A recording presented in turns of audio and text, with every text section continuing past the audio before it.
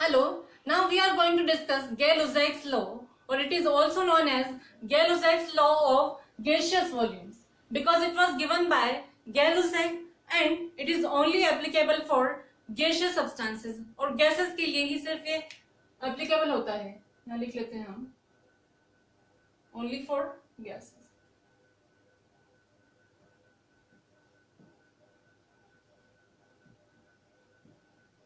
ये law solids and liquids पे applicable नहीं होता है. So let us see what does this law says. This law says when gases combine or are produced in a chemical reaction, they do so in a simple ratio by volume provided all gases are at the same temperature and pressure. इसका क्या meaning है? इसका मतलब ये है कि किसी भी केमिकल रिएक्शन में जब रिएक्टेंट गैसेस हो और प्रोडक्ट भी क्या बन रहे हो, गैस बन रहे हो, तो उनका जो वॉल्यूम का रेशियो होगा वो क्या होता है, सिंपल होल नंबर रेशियो होगा. एंड इसके लिए कंडीशन क्या होनी चाहिए कि उनका टेम्परेचर एंड प्रेशर सेम होना चाहिए.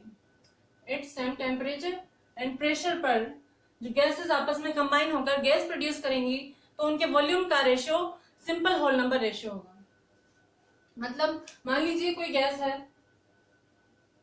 ए, ये बी गैस के साथ रिएक्ट करके सी गैस प्रोड्यूस करती है 2 मोल्स या 2 मॉलिक्यूल्स.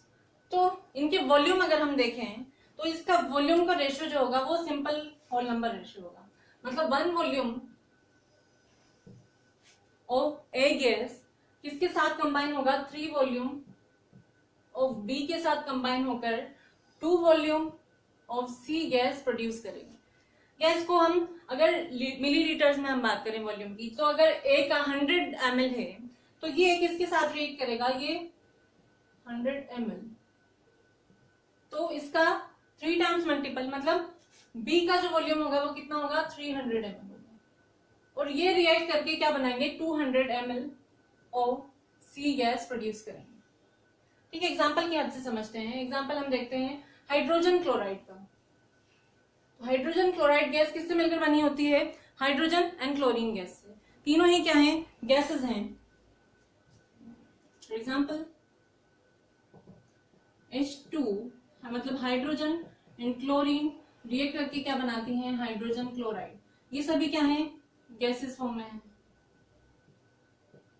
ठीक है, तो इनका वॉल्यूम जो होगा, इसका वॉल्यूम अगर 1 है, ये भी 1 होगा और ये कितना होगा, 2 वॉल्यूम ऑफ HCl हमें मिलेगा. मान लीजिए इसका वॉल्यूम था 50 ml, हमने हाइड्रोजन लिए 50 ml, तो ये 50 ml क्लोरीन के साथ ही रिएक्ट करके कितना बनाएगी, 100 ml, मतलब 2 into 50 100 ml HCl प्रोड्यूस करेगी. ठीक है, ये तो हो गया फर्स्ट एग्जांपल. एक और देखते हैं इसका एग्जांपल, वाटर देखते हैं. वाटर वेपर जब प्रोड्यूस होते हैं, मतलब हाइड्रोजन एंड ऑक्सीजन रिएक्ट करके जब क्या बना लेते हैं, वाटर इन वेपराइज्ड फॉर्म, मतलब गैसियस फॉर्म में.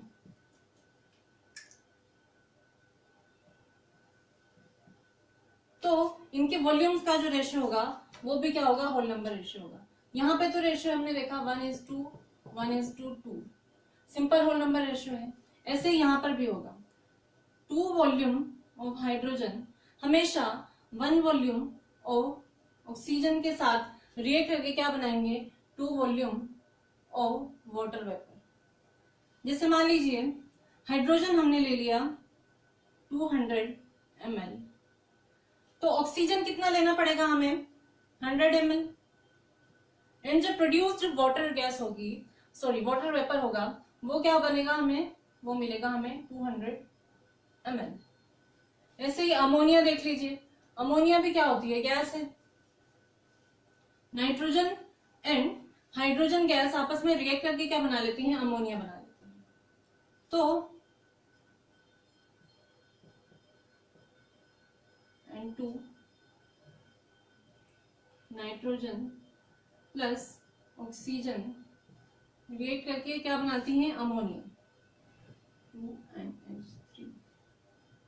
ये तीनों ही क्या है, गैसेस स्टेट में. इनका वॉल्यूम जो होगा वो सिंपल होल नंबर रेशियो में होगा, वॉल्यूम का रेशियो। जैसे नाइट्रोजन का कितना है, 1 वॉल्यूम है, ये किसके साथ रिएक्ट करेगा, 3 वॉल्यूम ऑफ हाइड्रोजन के साथ, और क्या प्रोड्यूस होगा हमें, 2 वॉल्यूम ऑफ अमोनिया।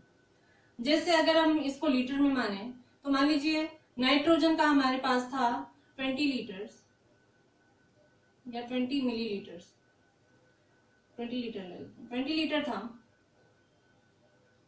तो 20 लीटर नाइट्रोजन किसके साथ रिएक्ट करेगी हमेशा, 3 इंटू 20 मतलब 60 लीटर हाइड्रोजन के साथ रिएक्ट करके क्या बनाएगी, 40 लीटर्स ऑफ अमोनिया गैस बनाएगी। तो इनके वॉल्यूम का रेशियो क्या होगा, सिंपल होल नंबर रेशियो होगा, दैट इज 1:3:2। यहाँ पर फ्रैक्शनल वैल्यू नहीं है, होल नंबर रेशियो है, और होल नंबर रेशियो वॉल्यूम का रेशियो है, और इसमें ये हमेशा कंबाइन करेंगे। इनके वॉल्यूम का रेशियो क्या होगा, सिंपल रेशियो होगा। तो एक्चुअल में जो ये लॉ है, Gay Lussac's law of gaseous volume, it is the law of definite proportion by volume. जो हमने लॉ ऑफ डेफिनाइट प्रोपोर्शन पढ़ा था, it was only for masses, वो हमें सब्सटेंसेस के या कंपाउंड्स के मासेस का प्रोपोर्शनैलिटी बताता है। बट ये जो लॉ है, गेल-लुसाक्स लॉ, ये हमें गैसियस सब्सटेंसेस के वॉल्यूम की प्रोपोर्शनैलिटी बताता है, और ये कहता है कि किसी भी केमिकल रिएक्शन में जब गैसियस सब्सटेंसेस रिएक्ट करके या दो गैसेस आपस में रिएक्ट करके गैसेस ही प्रोड्यूस करेंगी, तो क्या होगा, इनके जो वॉल्यूम का रेशियो होगा वो सिंपल होल नंबर रेशियो होगा, और उसके लिए कंडीशन है कि ये हमेशा सेम टेम्परेचर एंड प्रेशर पे होना चाहिए। I hope this has been clear to you now. अगर आपको वीडियो अच्छी लगी हो तो please like and share, and also subscribe to my channel Elementary Gyan. Thank you.